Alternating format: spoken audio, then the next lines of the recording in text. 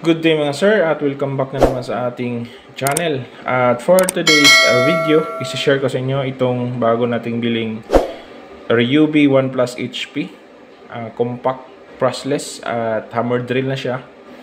So ito yung sinabi ko nung nakaraang yung na-review ko na reciprocating tool ng Ryobi din. So ito na yon. At syempre i-review natin, titesting natin sa semento, bakal at saka sa kahoy. So nga pala ito yung kasama niya yung charger. So 60 watts charger, 60 Hz at 18 volts. 110 lang siya. 110 lang siya, no? 120 to 110. So good thing naman na meron naman tayo ditong automatic voltage regulator na pwede sa 110. So pag bumili kayo, meron naman charger din na makabili naman kayo sa Shopee rin. Sa Shopee ko nga pala ito nabili. So ilalagay ko lang yung link sa description. At ayun. Itong meron naman charger na to 20 din. Mabibili na sa Shopee o sa Lazada. So ayun. At ito naman yung kanya, no. Ito lang yung karton niya. Ayan. Okay, so titingnan muna natin yung karton niya. So nagamit ko na to once nung nag-drill ako doon sa semento at napakaswabe niya. So maganda. So titesting natin. Papakita ko sa inyo kung gaano ba siya kalakas. Okay, so ito yung mga kasama niya. Mayroon siyang manual. Ayan, so hindi naman natin to masyadong binabasa rin. So ito, yun, no. Masasabi natin galing pa talaga to sa abroad o yung sa international, sa ibang bansa kasi meron siyang mga ganito sa Home Depot, right? Okay, so Australia to, Australia, UK at saka US tong Ryobi, pero made in China pa rin to. Nga pala yung yung kilat ko na brushless din, 20 volts at yung top shock, meron ako mga review nun sa aking channel, sa ating channel. At kung bago pa lang kayo sa aking channel, huwag kalimutan mag-subscribe, mag-like at paki-share na lang ng ating video. I-hit na rin ang notification bell para update kayo sa aking video. Okay, so nabenta ko siya ng 2.5 para bumili ako ng ganito. Kasi sa low quality na China made talaga, hindi ako satisfied na gumamit nun. Kasi yung mga trabaho ko sa heavy duty, sa mga electrical nagawain, although okay naman siya pag sa mga screw lang, pero pag hammer, matagalan tayo sa trabaho, no? So mas maganda, mapadali yung trabaho natin, gumamit na lang tayo ng mga branded. Medyo mahal din, pero babawi na lang natin yan kaysa sa mura pero daling masira. So yun, ito yung charger niya, ito yung battery niya, 18 volts lithium, 1.5 Ah. Ayan, naka 1+ na siya. So ito pala yung kuha niya, no, bar ng battery niya. So it means okay siya, naka full charge. Pag bumili pala kayo ng ganito, i-charge muna yung battery bago na yung gamitin, pag bago pa. So ito nilagyan ko na lang ng hawakan nito. Meron din siya ditong belt clip, pero walang kasama, hindi kasama. So ito lang yung nabili ko, charger. So ilagay ko sa link.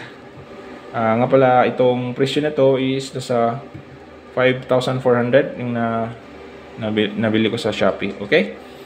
So meron siyang karton ito, tsaka ito 110 yung volt.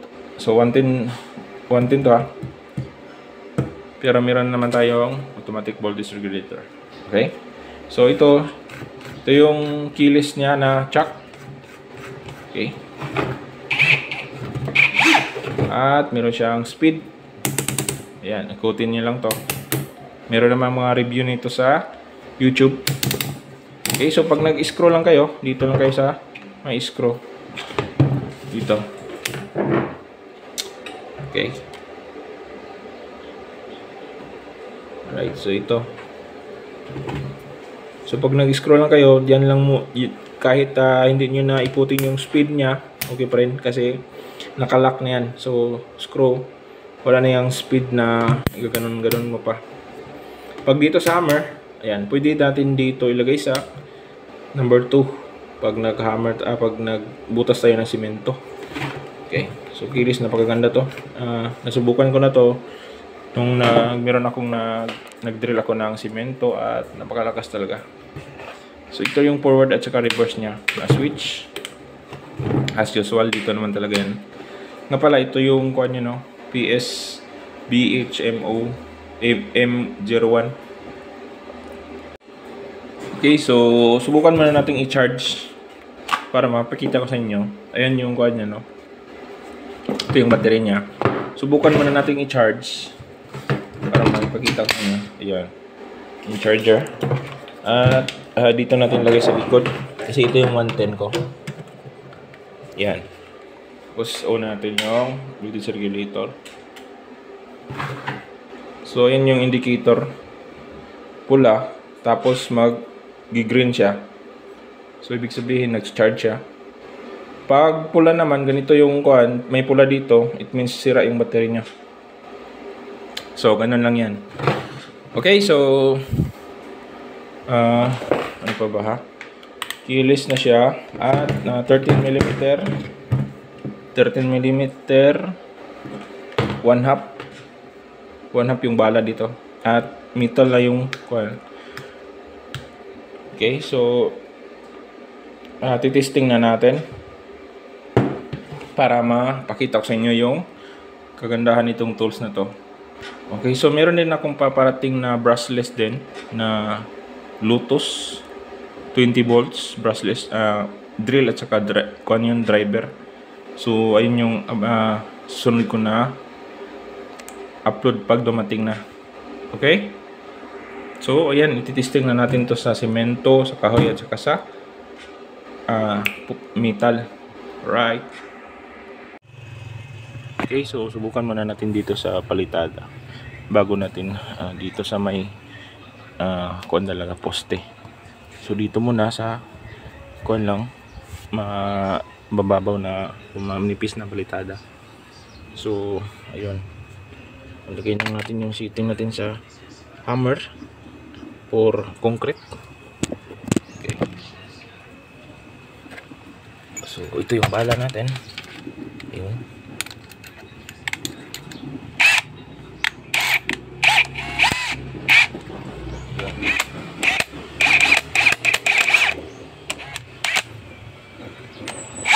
Ayun, so testing natin dito.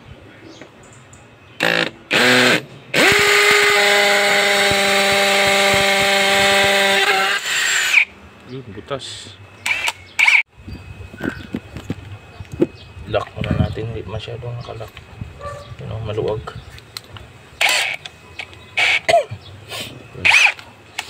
Balik na din.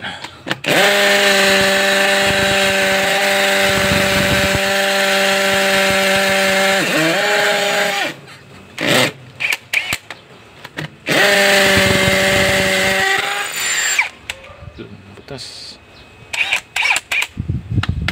Dito naman tayo sa kapal.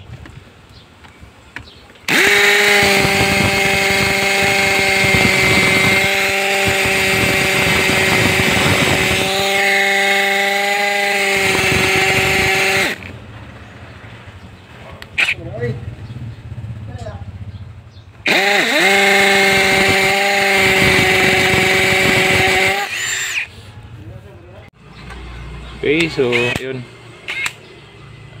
Subukan natin balik.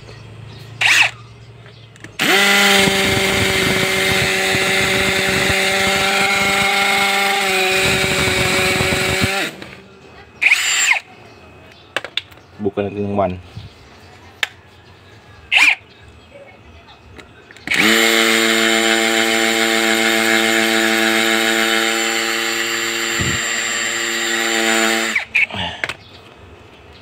Ito talaga. Ito lang natin.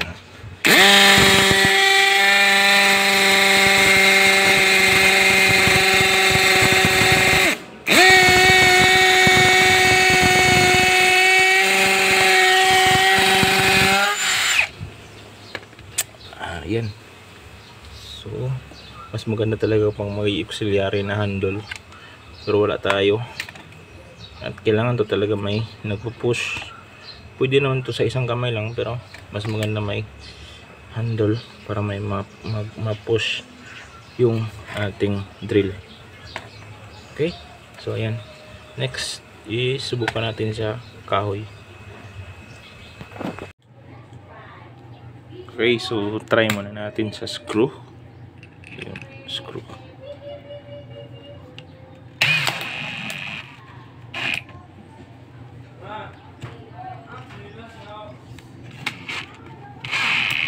Okay, so ito yung screw.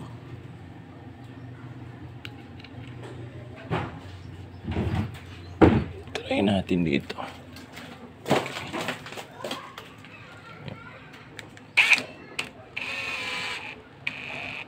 Okay, screw yan.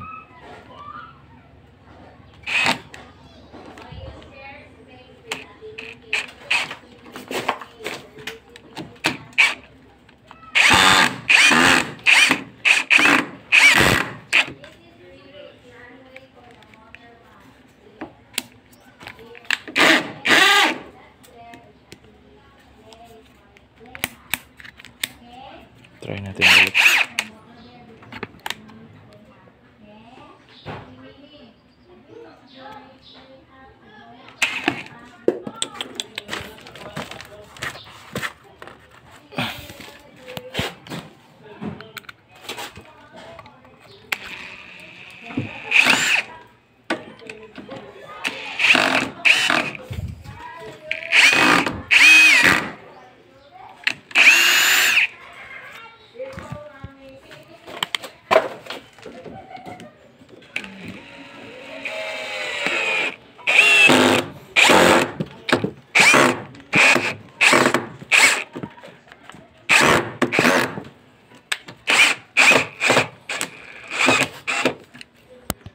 Ito naman sa may plywood 3/4.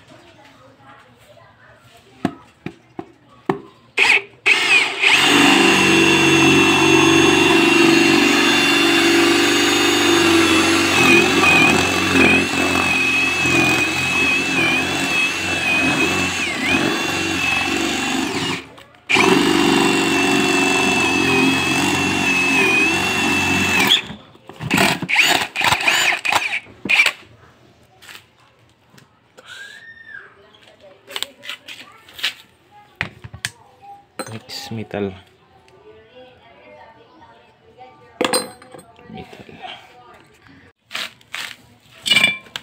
So tubular. Yan. Tiri natin 3 bars. Yan, 3 bars.